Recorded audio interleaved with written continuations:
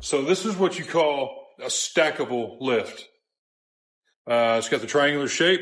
You got two pieces to it. You can go back and look. We've done 4 other videos for Torch Off-Road. I did some spacer kits, and they were just the round circular spacers that kind of look like wheel spacers. And you have to, when you put those on, sometimes you got to rotate your strut and mess with the dog bone. So if you're dealing with one of those, go ahead and go back on my channel and look for that video there. But this one is stackable. So what that means is where your stud, your OEM original stud comes out, your new stud's going to be in the same place. Whereas before it'd be kind of cockeyed. It would rotate a little bit. So there it is. Okay, so this one's going to go right in the same spot. So you don't have to worry about tweaking anything on the bottom of the strut. But what you do have to do is you put your plate in here.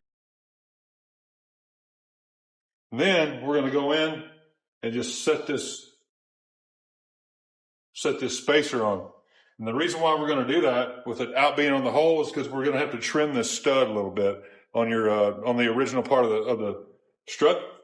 That way, when you go to put it on, your new strut's not sitting up in the air and it'll never ride right. Something will end up breaking. Now there's a gap right here. Kind of pull it up a little. There's a gap. That's because your original studs are hitting right on our new spacer here. So what the best thing to do is go ahead and pull that out of the holes and just set it down next to it. Now you need to look at where the bottom of this stud is here, where it presses in, and make you a mark on your stud and cut that off. Get you a Sawzall blade, a grinding wheel, however you prefer to do it. That's up to you. I'm going to use a cutting wheel.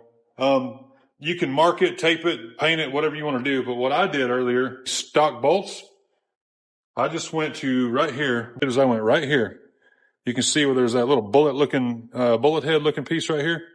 I just cut like a thread barely below it, and that made it perfect. I'll put the spacer on to show you kind of comparison. All right. Now lay this one up there. See, now you can see where we're hitting, and we have space again.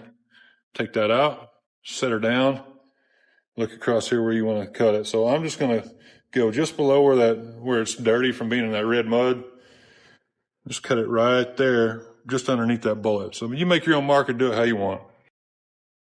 Something I forgot to mention before I start cutting, keep your, put your stock nuts that you pull off when you pull the strut out on before you cut the bolts.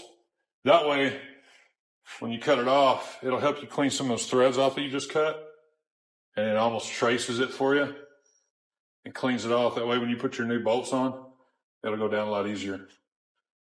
Sometimes if you feel some burrs up high, just work it off and on a few times with the impact or whatever you want to do. Ratchet, just rinse. Totally up to you. It's your ride. Pick your poison. With our small spacer here, spacer plate, whatever they want to call it. There we go. Take your big part of the spacer, do the same thing, set it on there, and then go ahead and put your supplied washers and nuts on. These, of course, go on top because they're already on there when it comes in the package. And then on the spacer mount, you got these washers and nylocks. Just get that and tighten it down, you'll be ready to go. Shop at torchoffroad.com.